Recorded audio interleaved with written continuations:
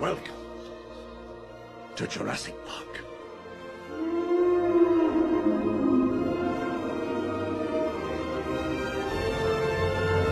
Dun dun dun dun dun dun dun dun dun dun dun dun dun dun dun dun dun.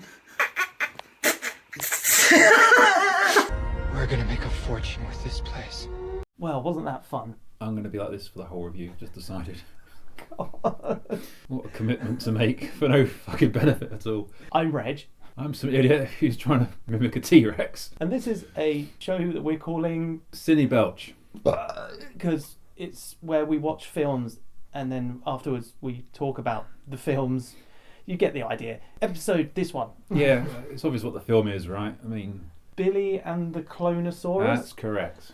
What? What are you thinking? Pardon me. We thought we would start with an easy one, a film that both Rettis and I have grown up loving, and that is the best, Jurassic Park. It's a 1993 film directed by Steven Spielberg. 2 hours and 6 minutes with only 50 minutes of dinosaur time. That's not a bad thing because it builds up anticipation, tension. Remember those things? Remember that they spared no expense. How many times? Spared no expense. Spared no expense. Spared no expense. Spared no expense. Well, there was the time that he didn't install correct helicopter seat belts, and the time where car doors don't lock, so anyone going on a guided dinosaur tour can just get out and wander around and be eaten in theory. We'll get into that later on perhaps, but yes, people get eaten. Surprise, shock, it all goes wrong. Yes, one blobby menace who feels underpaid and underappreciated. Nobody cares. It just kind of ruins the whole fucking thing. So it is a brilliant film, as I'm sure you know, and let's just talk about your favourite bits of the film, perhaps, like, you know, bits that always stick with the T-Rex. Well, no, all right. That's what 5-year-old Ross would say, and it's still what 30-something-year-old Ross would say now. Exactly. But okay, well, no. I think one of the best things, this is where the sequels can't match it, is that this being the first film, it's the first time the characters in that universe have ever seen dinosaurs, and they're fucking in awe. Their gas is flabbered. Indeed. And later on, they're absolutely fucking terrified. In later dinosaur films, people are bored of dinosaurs and are remarked how fucking stupid that fucking is.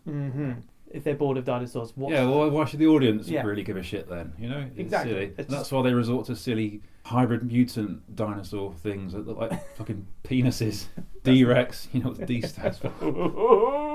I was expanding on those points that Regis made about the Brontosaurus Brachiosaurus bit where there's all the big sense of wonder, and you really feel that with the amazing direction and the music and stuff and everything, and everyone taking their glasses off and going, "Oh my god!" Even though the CGI isn't obviously not going to hold up 33 years later, but from the time it still looks incredible. It was the best possible. Spielberg did spare no expense, and it shows on screen.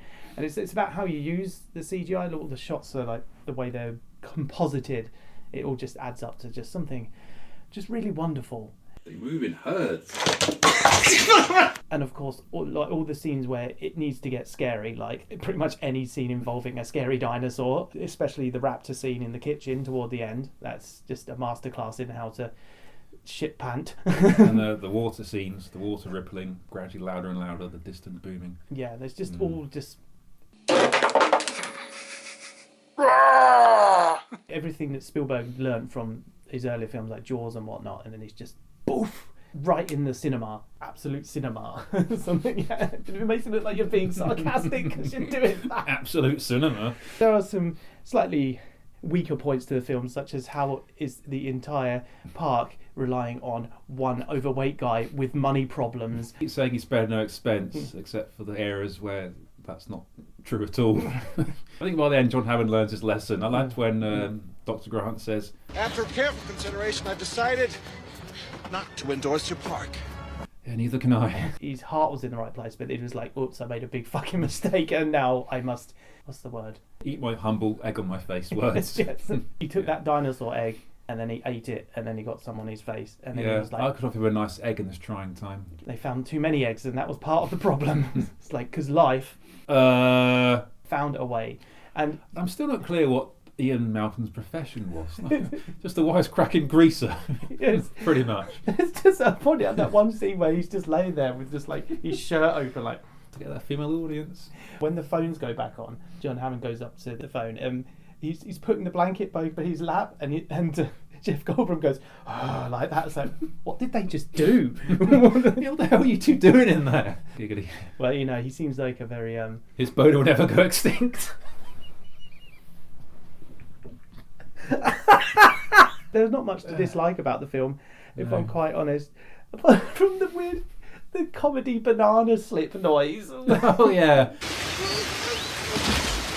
I think you probably said it's probably the rope retracting in the wet conditions, but it sounded like a hilarious cartoon slippery banana sound effect. The ADR guy knew what he was doing. Oh, so that's pretty much it, I suppose. It's obviously a classic, as good as ever. How many times have you watched it? It's getting close to 10. Yeah, I was about to say it's in the double figures now.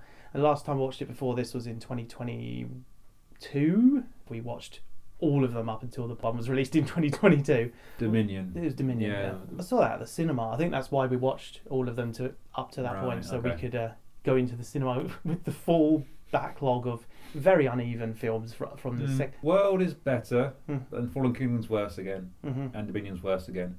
But Rebirth is better. It's just like a kangaroo hop of quality, really. With Jurassic-ish future, they should stop trying to be like the previous films and just be their own thing. I even said, why not be brave and do a time skip, 100 years, where the dinosaurs got more time to repopulate the Earth. Yeah, it's kind of what they were hinting at the end of Fallen Kingdom, I think, but then they didn't really. Just kind of ignored it. They were just like, there's only a few of them, who cares? Yeah, everyone's bored of dinosaurs now. Yeah, that's so boring. God. Oh, I can't believe all these fucking dinosaurs. They're just boring the shit out of me. Look at them. They're just massive and poo a lot. Just like me. So, we don't really do a scoring system here at CinéBelch, so we're just going to make up some random arbitrary ones. 5 out of 6 for me. 5.5. It was 10 out of 10, not a big pile of shit. Right. Thank you for joining us.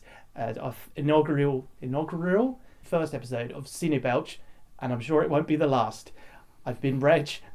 I've been Rettis. How are we ending it? Oh yeah.